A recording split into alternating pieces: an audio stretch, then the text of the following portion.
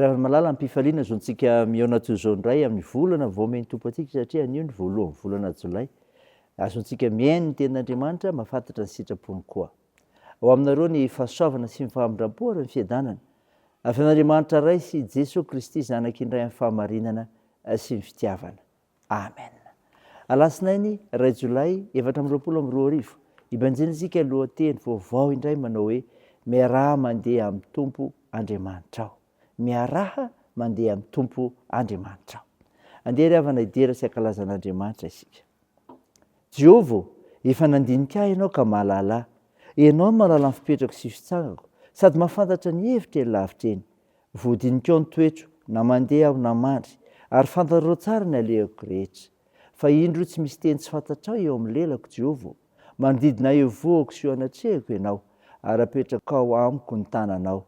Fahalalana magaga loatra izany, eny avy loatra ka tsy tratro. Amen.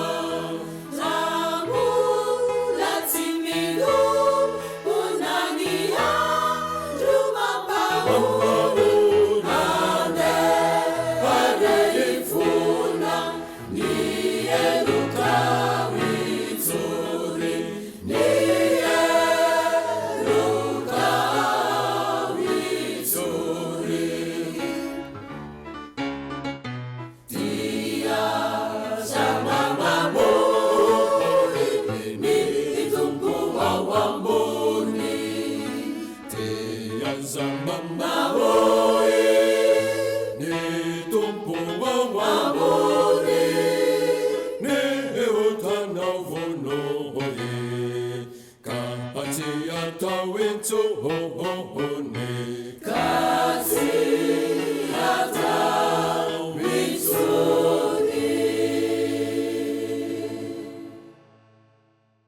andeha hivavaka isika. Ry Jehovah Andriamanitra rainay io, Andriamanitra velona ianao ka miaso amin'ny olona tsiraray mihitsy manompo anao ary mahita sy mahafantatra ny zavatra rehetra. Koa mendrika ianao tompo ny saotra sy ny dera ary ny laza eny voninahitra no ny anarinao masina satria Andriamanitra tia anay rehetra ianao, tia anay hovonjena ianao. Tompo, mpanotsy izay, ko noho ny fahotanay dia mamindrafo aminay. Sasao madio izay mba fakely ka dio izay mba fampahotana. Feno mifananao masina izay, raha indray mifinaina avy aminao. Anaran'i Jesosy Kristy naovanay izany vavaka izany. Amen. Ny ofinainao antsika amin'ny teny ity ravana malala dia hitanao ny filazantsara araka amin'ny Marika. Marika 9 ny 7:30 ka hatramin'ny 9:30. Mivaky toy izao aminaran'i Jesosy. Ary nantsony anatinazy ny vahoaka mba hampianany. Dia hoy izy taminy, raha misy ta hanaraka ahy, dia aoka izy an-danin-tenany sy hitondra ny azy fijaliana hanaraka ahy. Fa na iza na iza no tamonjy ny ainy dia avery azy, ary na iza no avery ny ainy no ny amiko sy ny filazantsara dia hamonjy izany. Fa inona no soa azony olona raha mahazo izao tontolo izao izy kanefa avery ny ainy? Fa inona no omeny olona ho takalo ny ainy? Fa na iza no homenatra ahy sy ny teniko amin'ity taranaka sady mitsangajanga no manoto ity, dia menatra azy kosa ny zanak'olona raha avy amin'ny voninahitry ny rainy mba amin'ny anjely masina. Amen. Ray masino, manamasinana amin'ny fahamarinana, ny teninao ny fahamarinana. Amen. Ravana malala ho aminao ny fiadanana avy amin'ny Jesosy Kristy ilay tonso hamonjy antsika, ilay mahifandresena antsika koa manao ny zavatra rehetra. Ny finainao antsika tamin'ny teny ity ravana, filazantsara araka amin'ny Marika 9:7 ka hatramin'ny 9:30 dia milaza resaka ny fanaovan'i Jesosy sy ny mpianany. Valitenin'ny olona izay ny amin'ny fanontaniana petraka Jesosy Kristy. Valitenin'ny Petera koa nanontanian'i Jesosy ny fiheveran'ny olona ny momba azy na teo tamin'ny mpianany. Dia hoy Petera tamin'izany manao hoe ianao ny Kristy. Eto rehefa niteny mafy amin'ny Petera Jesosy dia nitodika tamin'ny vahoaka ary nampianatra ny olona fa ny fanarahan'i Jesosy dia izao, safidy. Voalaza 9:30 ny tapa voalohany izany revana. Mazava ny filazan'i Jesosy hoe raha misy ta hanaraka, izany hoe tsy manery na iza akory izy hanaraka azy, satria ny teny fototra amin'ny hoe ta hanaraka raha teo dia midika hoe an-tsitrapo, na ihany koa ampitiavana sy fifaliana ary mahita fahafinaretana amin'izany. Fomba Jesosy raha teo ry havana ny manao anterisetra, ka moa manery hanaraka azy ve ianao? Fanontaniana mipetraka aminao izany, ny amin'izany tenin'Andriamanitra izany, ny amin'izany loha teny mena amin'ny fiarahany aminao izany koa. Ka noho izany mitaky fandavan-teny izany. Izany voalaza 9:30 ihany revana tapany faharoa. Fa rehefa mandeha amin'ny sitrapo manaraka an'i Jesosy, izany hoe manaiky ho mpianany, mandray izao tomosy mpamonjy ny olona, dia mba fantariny kosa fa fandavan-tena no ilaina amin'izany. Ny dikany hoe fandavan-tena dia hoe manao zava-dehibe ny fanarahana an'i Jesosy mihoatra noho ny zavatra hafa rehetra. Fa Jesosy hatrany lara-pahamehana ary ny fanaovana ny sitrapony no himatesana sy tanterahana. Moa manaraka azy marina ve ianao? Fanontaniana izao anao mandini-teny izany revana, manao ny fandavan-tenanao. Fa eto koa dia voalaza ny tapany farany amin'ny 9:30 ny hoe hitondrana azy fijaliana io fanarahana an'i Jesosy Kristy io, hitondrana azy fijaliana ny fiarahana amin'Andriamanitra io. Ny mahafinaritra amin'i Jesosy revana dia izy tsy mba mamely apitaka fambara-mazava mihitsy ihany koa, fa hitondrana azy fijaliana ny fanarahana azy. Fahavononana hiaritra sy hiafy izany ary mety hiaritra manaina azy. Kanefa ny tena mahafaly ihany koa dia izao, tsy very maina izany, fa izany no ahazoana antoka ny fiainana mandrakizay. Ny lalam-pandresena mezinezina dia mandalo amin'ny azy fijaliana. Izany ry havana. Miaraha mandeha amin'ny tompo Andriamanitra ao, baiko izany. Kanefa koa manaja ny safidinao ary mitaky fandavan-tena, kanefa hitondranao koa ny azy fijaliana. Saina izany ry havana. Dia ho an'Andriamanitra irery ny voninahitra. Amen. Andeha hivavaka isika. Andriamanitra, saotranao izay noho ny lohahevitra vaovao nomeno anay indray tamin'ity iray volana ity. Nisaotra ny amin'ny volana vaovao nomeno tokoa ka azonay manaraka ny teninao mandre ny afatrao. Sotranao zay ny amofinaina menao zay milaza fa Andriamanitra velona, Andriamanitra ivavahanay ka mame safidy zay tanaraka azy, zay mitaky fandavan-tena koa ary indrindra fitondràna ny azy fijaliana. Misaora Tompo manoloana izany fampahafantarana ny zavatra rehetra izany, ary dia vavaka aminao zay ho amin'ny firenenay ka hitondra famonjena ho anay. Ianao mahalala ny zavatra rehetra Tompo, ampio ny firenenay anjakan'ny fahamarinana sy mifankatiavana ary fandriam-pahalemana. Vavaka aminao zay ho an'ny marary, vokasihanao dia ho sitrana sy hitahinao ireo manana andraikitra amin'izany. Ampitohinonanao ireo manamanjo, anohanareo mareo zokiolona sy ireo sahirana.